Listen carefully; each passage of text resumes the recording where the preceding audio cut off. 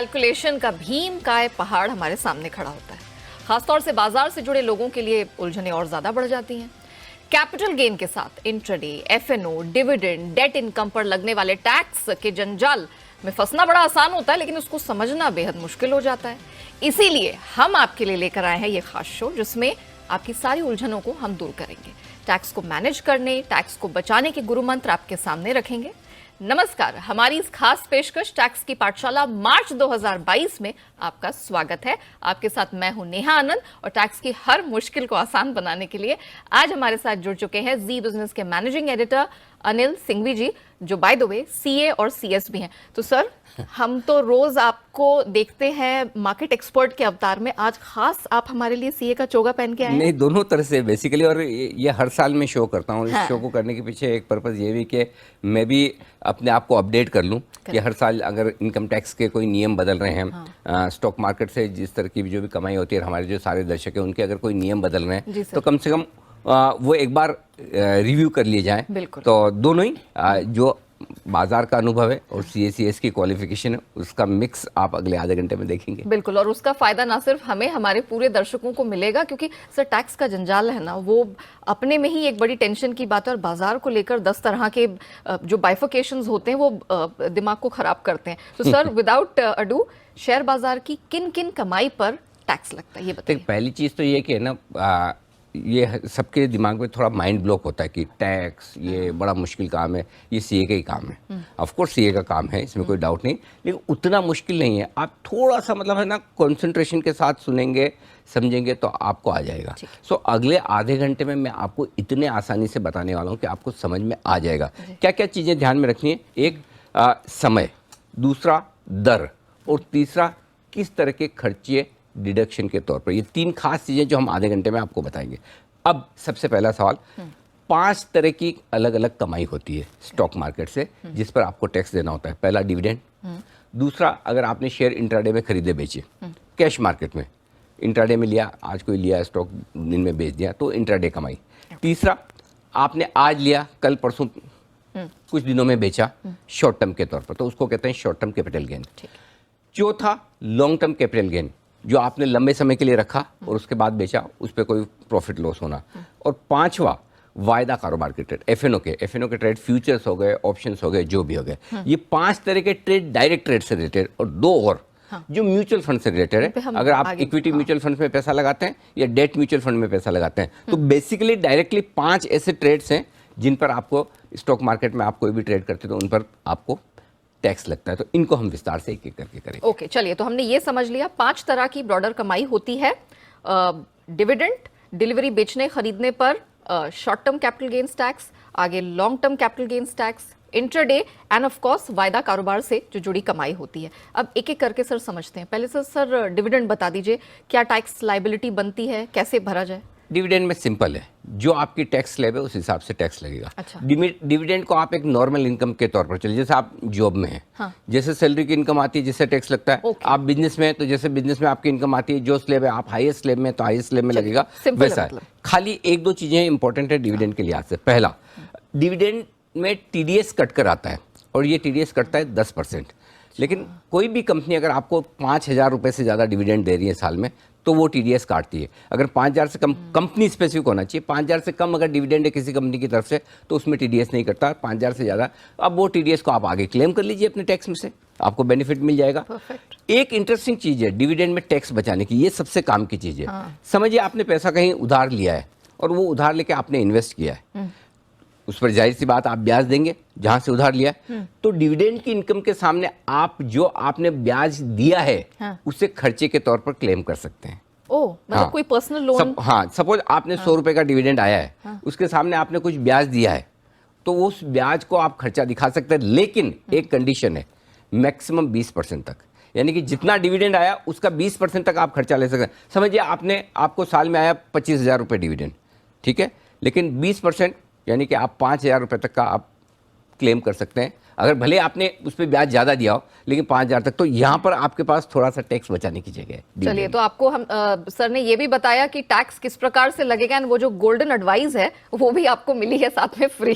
चलिए ठीक है सर, डिविडेंड पर टैक्स हमने समझ लिया और वो तरीका भी समझ लिया कि कैसे बचाया जा सकता है। Sir, short term capital gains tax पहले बता दीजिए कि क्या होता है, एंड ऑफ कोर्स कौन कौन से खर्चों पर डिडक्शन मिलेगा। देखिए, आपने कोई भी शेयर खरीदा और 1 साल के भीतर भीतर बेच दिया और उस पर अगर आपको कमाई हुई तो short term capital gain tax, नुकसान हुआ तो शॉर्ट टर्म कैपिटल लॉस। यानी कि आज शेयर खरीद के, इंट्राडे नहीं, खरीद के आपने डिलीवरी रखी है और उस डिलीवरी को 1 साल के भीतर बेचा है, टैक्स लगेगा। सिंपल एक ही स्लैब है, 15%। अब इसमें जो इंपॉर्टेंट चीज़ है, जो भी एसटीटी, टर्नओवर चार्जेस, ब्रोकरेज वगैरह वो लगते हैं, वो तो लग के आते हैं और वो आपको एक तरह से खर्चे के तौर पर मिल जाता है। लेकिन एसटीटी जो आप पे करते हैं, उस एसटीटी का बेनिफिट नहीं मिलता है, आपको डिडक्शन नहीं मिलता है। ये ध्यान में रखिए। क्यों? क्योंकि 15% की जो स्लैब आपके नॉर्मल टैक्स स्लैब से कम है और उसके बदले में ही सरकार आपसे एसटीटी ले रही है। अच्छा। तो एसटीटी का अलग से टैक्स में कोई डिडक्शन आपको नहीं मिलेगा, ये ध्यान में रखिए। लेकिन हाँ, खर्चे के तौर पर आपकी जो चार्जेस हैं, brokerage charge, transaction charge, SEBI के जो टर्नओवर चार्जेस होते हैं, स्टैम्प ड्यूटी होती है, इन सब का डिडक्शन मिल जाता है। ये दूसरी चीज, क्योंकि आप 15% ही टैक्स भर रहे हैं, तो जो भी आपको अलग डिडक्शन इनकम टैक्स में लेने होते हैं, चैप्टर 6A में, या जिसको आमतौर पर सेक्शन 80C बोलते हैं, कि आपने पीपीएफ में पैसा डाल दिया, एलआईसी में, इंश्योरेंस में डाल दिया, ये सारी चीजें होती है ना, उसका बेनिफिट भी आपको नहीं मिलेगा short term capital gain tax में। दूसरी चीज, short term capital gain tax आपको 15% ही लगता है। अगर लॉस हो गया तो ये अब आपके लिए यहाँ पर टैक्स बचाने की स्कीम है। समझो लॉस हो गया तो आप उस लॉस को 8 साल तक कैरी फॉरवर्ड कर सकते हैं। अगले 8 साल में कभी भी आपको प्रॉफिट हो जाए, उसके सामने आपको टैक्स नहीं देना पड़ेगा, तो आपका आगे के साल में टैक्स बच जाएगा, पहली चीज। दूसरी चीज जो इंपॉर्टेंट है, अगर आपका शॉर्ट टर्म कैपिटल लॉस है तो उसको आप लॉन्ग टर्म कैपिटल गेन या शॉर्ट टर्म कैपिटल गेन दोनों के साथ सेट ऑफ कर सकते हैं। अच्छा। और उसकी भी वजह बताऊं, क्योंकि long term capital gain tax कम है और short term capital gain tax ज्यादा है। इसलिए आप ज्यादा टैक्स वाला कम टैक्स वाले के साथ कर सकते हैं, उसमें उनको कोई दिक्कत नहीं है। लेकिन ये दोनों के साथ सेट ऑफ किया जा सकता है, ये ध्यान में रखिएगा। तो ये इस तरह से आप अपनी tax planning short term capital gains के लिए कर सकते हैं। सर, आपने एक हिंट तो दे ही दी long term capital gains tax के बारे में, हम अगली चर्चा करने वाले हैं। सर, ये शॉर्ट टर्म से किस प्रकार से डिफरेंट है, एग्जैक्टली क्या है, और यहाँ पर कोई छूट अलग से मिलती है क्या? देखिए, शॉर्ट टर्म 1 साल के अंदर अंदर, करेक्ट। लॉन्ग टर्म 1 साल से ज्यादा। Okay, simple. 1 साल से ज्यादा आपने शेयर रखे और उसके बाद बेचे और उसमें अगर आपको प्रॉफिट हुआ तो लॉन्ग टर्म, उसमें लॉस हुआ तो long term capital loss. Long term capital gain भी हो सकता है, long term capital gain loss भी हो सकता है। लेकिन इसमें एक बहुत बड़ी छूट है और वो काफी लोगों को प्लानिंग करनी चाहिए। अच्छा। अगर आप पूरे साल भर में सारे शेयर जितने भी आपके पोर्टफोलियो में, उनमें मिलाकर 1 लाख रुपए तक का गेन कमाते हैं लॉन्ग टर्म, उस पर टैक्स नहीं लगता, 0। अच्छा। हाँ, 1 लाख से ज्यादा होगा, 1 लाख 1,000 होगा तो 1,000 पे लगेगा, 1 लाख 1,000 पे नहीं लगेगा। 1 लाख के ऊपर जितना आता है उसी पर टैक्स लगेगा, तो 1 लाख तक छूट है। अच्छा, क्लियर है? अच्छा, टैक्स जो लगेगा वो भी कम लगेगा। शॉर्ट टर्म में 15% लगता है, लॉन्ग टर्म में सिर्फ 10%। सही है। हाँ, इसीलिए तो हम कहते हैं लॉन्ग टर्म में इन्वेस्टर बनो भाई। हाँ, कि टैक्स का भी तो बेनिफिट है। एक आपको 1 लाख तक छूट है, दूसरा 10% ही लगेगा। इसमें एसटीटी का डिडक्शन कोई नहीं मिलेगा, ये ध्यान में रखें। एसटीटी का डिडक्शन किसी तरह के कैपिटल गेन्स में नहीं मिलता, ना लॉन्ग टर्म में ना शॉर्ट टर्म में। और जो कुछ भी आपका लॉन्ग टर्म निकल कर आता है वो सारे चार्जेस घटाने के बाद ही आता है। ब्रोकरेज आपने जो दी, स्टैम्प चार्जेस दिए, सेबी टर्नओवर चार्जेस जो भी दिए, उसके बाद सेम शॉर्ट टर्म की तरह लॉन्ग टर्म में भी आपको सेक्शन 80C के बेनिफिट नहीं मिलेंगे। पीपीएफ में पैसा डाला, इंश्योरेंस प्रीमियम में डाला और बाकी सब जहाँ जहाँ आप डालते हैं, होम लोन वगैरह के लिए, वो सब आपको बेनिफिट नहीं मिलेगा। एक चेंज है शॉर्ट टर्म और लॉन्ग टर्म में सेट ऑफ के लिहाज से, वो ये कि लॉन्ग टर्म का सेट ऑफ लॉन्ग टर्म के साथ ही होगा। अच्छा, वो समझो आपने लॉन्ग टर्म कैपिटल लॉस किया, हाँ। अगर लॉन्ग टर्म कैपिटल गेन किया हो तो कितना देते हैं आप टैक्स? 10%। 10, हाँ। शॉर्ट टर्म कैपिटल गेन किया होता तो कितना देते हैं? 15%। तो जहां आप 10% ही टैक्स देते हैं, अब वो 15% वाले के साथ कैसे सेट ऑफ कर सकते हैं? 5% का नुकसान गवर्नमेंट को है ना। इसलिए सरकार ने नियम ये जो बनाया है, इनकम टैक्स डिपार्टमेंट ने, कि लॉन्ग टर्म कैपिटल लॉस अगर आपको है तो वो लॉन्ग टर्म कैपिटल गेन के सामने ही आप सेट ऑफ कर पाएंगे। और 8 साल तक इसे भी आप कैरी फॉरवर्ड कर सकते हैं अगर आपका लॉस है तो जैसे शॉर्ट टर्म में कर सकते हैं वैसे इसमें भी 8 साल कर सकते हैं। सिंपल है। ओके, क्लियर है? तो एक ही बदलाव है कि लॉन्ग टर्म का सेट ऑफ लॉस का लॉन्ग टर्म के साथ होगा, शॉर्ट टर्म का दोनों के साथ हो सकता है। ओके सर, अब बात करते हैं उस कैटेगरी की जो खतरों के खिलाड़ी, हाँ, इंट्राडे सर। अब बताइए सर, इंट्राडे की जो कमाई होती है इस पर कितना टैक्स लगेगा? देखो, जो इंट्राडे में जो ट्रेड करते हैं ना, कैश मार्केट में लिया बेचा, इनको सरकार मानती है, इनकम टैक्स डिपार्टमेंट मानता है स्पेकुलेटर। अच्छा, हाँ, क्योंकि उन्होंने लिखा ही ऐसा है। इससे कहते हैं स्पेकुलेटिव बिजनेस इनकम। बिजनेस से आपने कमाई की है लेकिन सट्टा करके, ये इनकम टैक्स डिपार्टमेंट मानता है। और जब इस तरह की आप कमाई करते हैं तो आपको टैक्स लगेगा आपकी जो पर्सनल स्लैब है। फॉर एग्जांपल, मेरे आपके लिए अगर समझो हम हाईएस्ट स्लैब में हैं तो हमको हाईएस्ट स्लैब के हिसाब से देना है। अब अगर समझो जो आमतौर पर होता है स्पेकुलेशन में, किसी के पैसे तो बनते नहीं, होता तो नुकसान ही है, करेक्ट, राइट। इसमें एक कैच है, अगर आपने नुकसान किया तो आप 4 साल तक ही कैरी फॉरवर्ड कर सकते हैं, 4 साल के बाद नहीं। अच्छा, जैसे शॉर्ट टर्म लॉन्ग टर्म में 8 साल का कैरी फॉरवर्ड मिल जाता है, इसमें 4 साल तक ही है। अच्छा, इसमें भी जो बिजनेस इनकम या बिजनेस लॉस आता है तो जो भी खर्चे वर्चे हैं उनका बेनिफिट आपको मिल जाता है सारा। 4 साल तक आप सेट ऑफ कर सकते, कैरी फॉरवर्ड कर सकते हो। और स्पेकुलेटिव बिजनेस लॉस को स्पेकुलेटिव बिजनेस इनकम के सामने ही सेट ऑफ कर सकते हो, दूसरे किसी के सामने नहीं। ये ध्यान में रखिएगा, इंपॉर्टेंट चीज है। अगर आपने इंट्राडे में लॉस किया है, आगे फ्यूचर में अगले 4 साल तक इंट्राडे प्रॉफिट के सामने ही सेट ऑफ होगा और किसी के सामने नहीं होगा। समझो आप, मैं बोलूँ मेरा तो भाई एक टेक्सटाइल का कारोबार है, ठीक है, और मेरा एक ये स्टॉक मार्केट में डे ट्रेड का भी बीच में जब कस्टमर नहीं होता टाइम मिलता है ट्रेड कर लेता हूँ, उसमें नुकसान कर लिया तो मैं उधर जो प्रॉफिट कर रहा हूँ, एक्चुअली मैं टेक्सटाइल में जो प्रॉफिट आ रहा हूँ उसी तो शेयर मार्केट में नुकसान भर रहा हूँ, तो मैं उसके सामने एडजस्ट कर लूँ। गवर्नमेंट में नो, दोनों अलग, अच्छा, मिक्स मत कीजिए। So speculative business loss, speculative business income, यानी कि इंट्राडे का जो लॉस है आगे 4 साल में आपको इंट्राडे की कमाई करके ही करना है। कैसे करेंगे आप जाने भाई। चलिए, वो आप तक ऑप्शन ओपन है। अच्छा सर, अगली कैटेगरी फ्यूचर्स एंड ऑप्शंस की, सर ये ज़रा बताइए कि इसमें कैसे टैक्स लायबिलिटी होती है, और कहीं सुनने में आया है कि इसमें ट्रेड करना फायदेमंद होता है टैक्स के, ऐसा कुछ है क्या सर? फायदेमंद तो पैसे बने जो वहाँ फायदेमंद है। टैक्स किस पे लगता है? जब कमाई करेंगे तभी ना, बाकी काय का टैक्स। तो जहाँ पैसे बने वो भरो, टैक्स के हिसाब से मत ट्रेड करो। अच्छा, ट्रेड के हिसाब से टैक्स भरो, है ना। तो पहली चीज तो ये कि जब आप एफएनओ में ट्रेड करते हैं, चाहे आपने फ्यूचर्स में ट्रेड किया हो, चाहे आपने ऑप्शंस में ट्रेड किया हो, ठीक है, इंट्राडे किया हो या 1-2 दिन बाद किया हो, डिलीवरी इसमें होती नहीं। सो सिंपल सी चीज है, इसको माना जाता है business income. Income tax department कहता है जब आप एफएनओ में ट्रेड करें तो इसे हम समझते हैं कि आप समझदार आदमी हैं, आप इसे एक बिजनेस के तौर पर देख रहे हैं और इसे आपकी बिजनेस इनकम माना जाएगा। अच्छा, और जब इसे बिजनेस इनकम माना जाता है तो इस पे जो स्पेकुलेटिव बिजनेस इनकम वाला, पर्सनल सेव वाला, उसके साथ अलग कर दिया जाता है, उसको मिक्स नहीं किया जाता है। यहाँ पर भी सिंपल सी चीज है, जब बिजनेस इनकम है तो आपकी टैक्स स्लैब जो है वही लगेगी। अच्छा, टैक्स तो उतना ही लगेगा जो स्पेकुलेटिव बिजनेस इनकम में लगता है, लेकिन स्पेकुलेटिव बिजनेस इनकम को और एफएनओ की इनकम को दोनों को अलग अलग माना जाता है। अच्छा, दोनों एक दूसरे के सामने सेट ऑफ नहीं हो सकते, ठीक है। इसे भी 8 साल तक आप आराम से कैरी फॉरवर्ड कर सकते हैं, कोई दिक्कत नहीं। तो ये चीज ध्यान में रखिए। अच्छा, प्लस एक बदलाव है, अब तक हम लगातार ये कहते हैं कि एसटीटी का डिडक्शन नहीं मिलेगा, हाँ, लॉन्ग टर्म कैपिटल गेन में, शॉर्ट टर्म कैपिटल गेन में, लेकिन यहाँ पर मिलेगा। क्योंकि जब आप बिजनेस इनकम में से गिन रहे हैं तो बिजनेस के लिहाज से आप जो भी खर्चे करते हैं उसे एसटीटी के डिडक्शन के तौर पर, तो एसटीटी जो आपने पे किया है उसे एक तरह से आपने बिजनेस खर्चा मानकर उससे डिडक्शन आपको मिल जाएगा। Okay, clear? सर इससे पहले कि मैं आगे बढ़ूं, आप बार-बार बिजनेस इनकम का जिक्र कर रहे हैं, सर वो एक्सप्लेन कर दें, उससे जुड़े खर्चे क्या होते हैं? देखिए, खर्चा एक तो एसटीटी का पेमेंट, एसटीटी जो भी आपने पे किया है हर ट्रांजैक्शन पे लगता ही आपके, ठीक है, उसे माना जाएगा बिजनेस खर्चा। इसके अलावा ब्रोकरेज जो आप दे रहे हैं, सेबी चार्जेस, स्टैम्प चार्जेस, ये सारे आपके कॉन्ट्रैक्ट नोट में लग के आते हैं। कॉन्ट्रैक्ट नोट आप पढ़ेंगे तो आपको पता चलेगा लोग क्या करते हैं, ये भाव में खरीदा, ये भाव में बेचा, नीचे भाई साहब क्या क्या लगाए वो भी तो पढ़ लो। वो 4 तरह के चार्जेस लगते हैं उसमें, कुछ सेबी के पास जाता है, कुछ एक्सचेंजेस के पास जाता है, स्टैम्प ड्यूटी सरकार के पास जाती है, एसटीटी सरकार के पास जाता है। तो आपने कमाया नहीं कमाया, जैसे आपने ट्रेड किया 3-4 लोगों की कमाई पक्की, ठीक है ना। तो इसलिए नीचे भी कभी ध्यान दे दिया करें। तो हाँ, अच्छा, इसमें एक चीज और, जब बिजनेस इनकम है, फॉर एग्जांपल मैं एफएनओ में ट्रेड कर रहा हूँ, ठीक है, और एफएनओ में ट्रेड करने के लिए मुझे चाहिए 10 लाख रुपए। 10 लाख रुपए मैंने 8 लाख रुपए, 5 लाख रुपए, 10 लाख रुपए उधार लिए, तो उधार लेने के लिए जो उस पर मैंने ब्याज भरा, ब्याज का पूरा मिलेगा इसमें डिडक्शन, डिविडेंड में सिर्फ 20% तक। करेक्ट, रिवाइज करवाता जा रहा हूँ साथ साथ। बिल्कुल सही सर, यहाँ पे पूरा का पूरा जितना ब्याज आपने भरा उतना डिडक्शन मिलेगा। अच्छा, जब आप इसको बिजनेस इनकम मान रहे हो तो एक फायदा और है। क्या सर?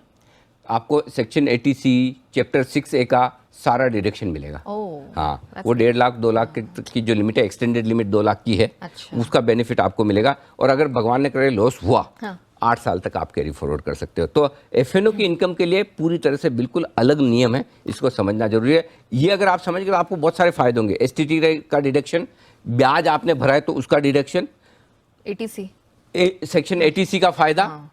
और 8 साल तक कैरी फॉरवर्ड। ये अच्छी बात बताई सर। सर इक्विटी में तो कहाँ टैक्स लायबिलिटी होती है, समझ ली, लेकिन सर डेट में यहाँ पर जब कमाई होती है तो कहाँ कहाँ टैक्सेस लगते हैं सर? देखो, सिंपल सी चीज़ है। मेन आपके जो टैक्स के प्रोविजंस हैं अलग अलग, वो इक्विटी के लिए ही है। इक्विटी आप समझ गए तो ब्रॉडली आप समझ गए। और इक्विटी में हमने ये चारों पांचों कैटेगरी बना दी। अब क्या होता है कि इक्विटी के अलावा फिक्स इनकम में, उसमें भी आपके टैक्स लगेंगे, करेक्ट। और फिक्स इनकम में सिंपल सी चीज़ है कि टैक्स आपके कैसे लगेगा। आपने पैसा इन्वेस्ट किया म्यूचुअल फंड में, ठीक है, या आपने मतलब डेट फंड में, Of course. या आपने बैंक में पैसा रखा, उसका ब्याज की कमाई है, मिलता है, हाँ। या फिर आपने कोई एफडी बॉन्ड वगैरह खरीदे, तो इनमें ये जो 3-4 चीजें, इनमें आपके लिए टैक्स लगता है। ठीक है सर, है ना? हाँ। तो ये आपके टैक्स का पूरा मामला हो गया इन तीनों चारों में। ठीक है सर। साथ ही ये जो डेट की कमाई होती है, जैसे इक्विटी में हम सुनते हैं कि शॉर्ट टर्म लॉन्ग टर्म होता है, इसमें भी होता है क्या सर? हाँ, क्यों नहीं होता? अच्छा, होता है, लेकिन टाइम अलग अलग है। मतलब ड्यूरेशन भाई देखो, इक्विटी में क्या है, इक्विटी में 1 साल से कम रखा आपने और 1 साल शॉर्ट टर्म, हाँ, सेम डे इंट्राडे वाला स्पेकुलेटिव बिजनेस इनकम, करेक्ट, 3 साल लॉन्ग, सॉरी 1 साल से ज्यादा लॉन्ग टर्म। अब यहाँ पे 1 साल भूल जाओ आप। फिक्स इनकम या डेट में 1 साल का कोई कॉन्सेप्ट ही नहीं, सिर्फ एक ही कॉन्सेप्ट है, 3 साल का। ओके, ठीक है, 3 साल से कम आपने फिक्स इनकम में पैसा रखा, डेट म्यूचुअल फंड में पैसा लगाया, तो आपका हो जाएगा शॉर्ट टर्म कैपिटल गेन। ठीक है, ठीक है, 3 साल से ज्यादा रखा तो लॉन्ग टर्म कैपिटल गेन। ठीक है, टैक्स कितना लगेगा? टैक्स लगेगा आपकी जो पर्सनल सेव है उस हिसाब से।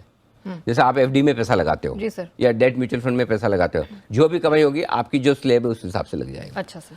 इसमें एक बहुत इंटरेस्टिंग चीज है, एक कॉन्सेप्ट होता है इंडेक्सेशन का। हाँ, मैं वो पूछने वाली थी आपसे। हाँ, इंडेक्सेशन क्या है नेहा, कि हर साल महंगाई बढ़ती है, पैसे की वैल्यू कम हो जाती है जितनी महंगाई बढ़ रही है।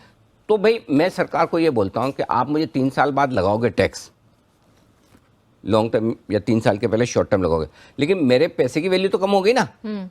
और जब स्पेशली जब मैं फिक्स इनकम में पैसा लगा रहा हूँ, तो जितनी मेरी कमाई हुई ब्याज की, उससे ज़्यादा मेरा इन्फ्लेशन खा गया, महंगाई खा गई। तो मेरे लिए कल अगर 5% इन्फ्लेशन है, पिछले साल मेरे पास 100 रुपए थे, मैंने 5% उस पर ब्याज कमाया, तो आज वो 105 रुपए ऐसे मुझे दिख रहे हैं, लेकिन उस 105 रुपए की वैल्यू 100 रुपए रहेगी।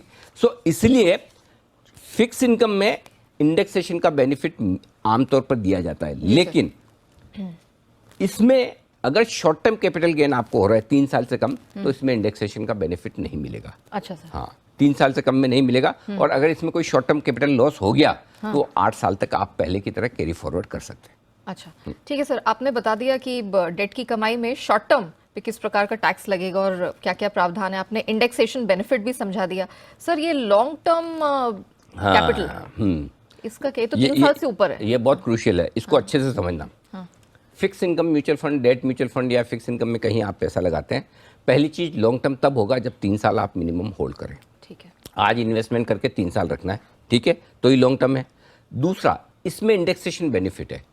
समझे 3 साल से ज़्यादा आपका है, आपने इंडेक्सेशन बेनिफिट लिया कि मैंने 100 रुपये पे 3 साल इन्फ्लेशन, इंडेक्सेशन का एक आंकड़ा होता है। हाँ सर, जो इनकम टैक्स डिपार्टमेंट भारत सरकार देती है कि इस साल का इंडेक्सेशन नंबर ये है, उससे आप उसको इन्वेस्टमेंट को आप बढ़ाते जाओ। उसके बाद भी अगर आपको गेन्स हो रहे हैं, तो आपके पास 2 ऑप्शन है टैक्स पे करने के। इंडेक्सेशन का बेनिफिट लेते हैं, तो उसके बाद आपके पास जो गेन्स बचता है, हाँ उस पर लगेगा 20% टैक्स। अच्छा, क्योंकि तब हो जाता है गेन कम। से सपोज मैंने 100 रुपये लगाए और इंडेक्सेशन का 3 साल मैंने बेनिफिट लिया, तो मेरी कॉस्ट हो गई समझो 113-114 रुपये। मैंने बेचा 120 में, तो मेरे गेन आया 7 रुपये का। और अगर मैं इंडेक्सेशन का बेनिफिट नहीं लेता, तो ये जो 7 रुपये के गेन आया, इस पर 20% टैक्स देना है। और अगर इंडेक्सेशन का बेनिफिट नहीं लेता हूँ, तो मैंने लगाए 100 रुपये, आए 120 रुपये, तो कितने में 20 रुपये का गेन। तो दूसरा ऑप्शन है कि आपको सिर्फ 10% टैक्स देना पड़ेगा। मतलब ये मैं निर्धारित करूं, आपके पास ऑप्शन है, आपको जिसमें कम लग रहा हो वो ले लो, लेना है या नहीं लेना है, जिसमें कम लग रहा हो वो लो, मेरे हाथ में जितना पैसा हाँ, जिसमें कम टैक्स लग रहा हो वो लो। तो जो अगर आप डेट में इन्वेस्ट कर रहे हैं और लॉन्ग टर्म के लिए कर रहे हैं तो आपको ये इंडेक्सेशन और नॉन इंडेक्सेशन दोनों देखना चाहिए, और इसमें भी लॉस 8 साल तक कैरी फॉरवर्ड होगा, ये ध्यान में रखिए। ठीक है सर, वैसे तो आपने सारी शंकाएं दूर कर दी, लेकिन हम आपको ऐसे जाने नहीं देंगे। आपको अपना एक, वैसे तो आप बहुत सारी गोल्डन रूल्स एडवाइसेस यहाँ पर दे रहे थे, लेकिन एक गुरु मंत्र क्या होगा? ये सर मैं इसलिए पूछ रही हूँ ना, क्योंकि अभी मेरे दिमाग में एक सवाल आया कि हम तो ये अलग अलग कैटेगराइज कर रहे हैं। मान लीजिए मैं इक्विटी में ट्रेड कर रही हूँ, कोई भी अलग अलग फॉर्म हो सकता है, डेट में भी मेरा पैसा लगा है, यहाँ पर टैक्स लाइबिलिटी क्या? बहुत अच्छा सवाल है। तो पहली चीज़ तो ये कि आप जब ट्रेड करें, देखिए फैमिली मेंबर्स आपके बहुत सारे होते हैं, आप सबका अलग अलग अकाउंट खुलाओ और हर एक अकाउंट को अलग तरीके से ट्रेड। फॉर एग्जांपल आपको ट्रेडिंग करनी है, डे ट्रेडिंग करनी है, या आपको सिर्फ कैश मार्केट के स्टॉक्स में करना है, खरीदना बेचना है, उसके लिए एक अलग अकाउंट रखो, क्योंकि उसकी टैक्सेशन लाइबिलिटी अलग आएगी। इंट्राडे वाले की आपको पर्सनल टैक्स लाइबिलिटी जो है उस हिसाब से देना पड़ेगा, लॉन्ग टर्म शॉर्ट टर्म अलग हो जाएगा। फॉर एग्जांपल आप एफएनओ में ट्रेड करो तो एफएनओ की ट्रेडिंग का एक अलग अकाउंट रखो।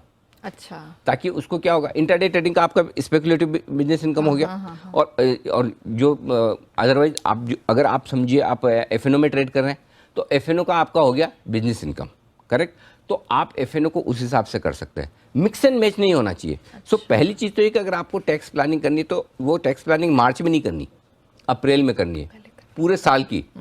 इस साल के अप्रैल में मत करना, तो खत्म हो जाएगा। अगले साल की अप्रैल में कर रहे हैं कि भाई आप डिसाइड कर लेंगे मुझे इंट्राडे ट्रेड के लिए ये अकाउंट रखना है, मुझे एफएनओ के लिए ये रखना है। कई बार लोग कहते हैं सर ये कैसे पता चलेगा कौन सा इंट्राडे प्रॉफिट बन गया तो इंट्राडे, नहीं तो लॉन्ग टर्म। कोई बात नहीं, तो कैश और फ्यूचर्स का तो अलग रख सकते हो, ये कर लें, इससे बड़ा फायदा होगा। पहली चीज तो अपने परिवार के अलग अलग सदस्यों के नाम पे अकाउंट खोल के अलग अलग करें, और जो बिल्कुल लॉन्ग टर्म आपको मालूम है कि मुझे लंबा ही रखना है उसको अलग ही तरह से कर लो। बहुत सारे जैसे एचयूएफ का अकाउंट खोलते हैं, तो एचयूएफ का अकाउंट आप आमतौर पर लंबे समय के लिए करते हैं, उसमें रोज आपको ट्रेड नहीं करना होता, तो उसको आप अलग कर लो। तो ये टैक्स प्लानिंग आप कर सकते हैं एडवांस में। दूसरी टैक्स प्लानिंग जो होती है लास्ट में, आखिर मिनट में जागने वालों के लिए, जिन्होंने पहले कर लिया तो बढ़िया है, अब जिन्होंने नहीं की उनके लिए क्या है। ये साल कुछ लोगों के बहुत पैसे बने, कुछ लोगों के नहीं बने, करेक्ट। जिन लोगों के पैसे बने वो अभी से कैलकुलेट करें और कैलकुलेट करके देख लें कि मेरा कितना प्रॉफिट लॉस है, उसके हिसाब से अगर उनको कुछ ट्रेड्स में प्रॉफिट या लॉस एडजस्ट करना है वो कर दें, बुक कर लें, ताकि इस साल आपकी टैक्स लाइबिलिटी ना है। या अगर आपको बहुत पुराना कोई लॉस चल रहा है उसको आप सेट ऑफ कर लें। अगर समझो आपका पुराना लॉस चल रहा है और आपको लगता है कि किसी और स्टॉक में प्रॉफिट है, वहाँ बुक कर लें ताकि आपका सेट ऑफ हो जाए। तो इस महीने में पहले आप इस साल का पूरा अपना प्रॉफिट लॉस निकाल लें, इंट्राडे का क्या है, एफएनओ का क्या है, लॉन्ग टर्म क्या है, शॉर्ट टर्म क्या है, और अगर पुराना कुछ है तो देख लें, और पुराना नहीं है, इसी साल के कोई सौदे आपके खड़े हैं और उनको अगर आप इसके साथ एडजस्ट कर सकते हैं तो फालतू में टैक्स क्यों भरना। बिल्कुल। तो वो प्लानिंग आप मार्च के महीने में जरूर कर लें। चलिए sir, thank you so much. मैं उम्मीद करती हूँ कि जिस तरह से मेरे सिर का दर्द खत्म हो गया है ये शो करने के बाद, उसी तरह से आपको भी बहुत राहत मिली होगी। हाँ सर, एक चीज और कहना चाहता हूँ, जरूरी नहीं कि ये शो आपने देखा और आपको एक ही बार में समझ में आ जाए, कोई जरूरी नहीं आए तो कोई दिक्कत नहीं। मैंने 18 घंटे 5 साल तक पढ़ाई तब जाके ये सीखा है। सर आपने पढ़ा तो हमें फायदा मिल रहा है। तो जरूरत हो तो इसको रिपीट करके 1-2 बार देख लें, ताकि आपको कहीं भी डाउट हो तो आप वापस उसको सुनेंगे तो क्लियर हो जाएगा। और रिपीट भी करिए, और ऑफ कोर्स हम सोशल मीडिया पे, इंस्टाग्राम पे, ट्विटर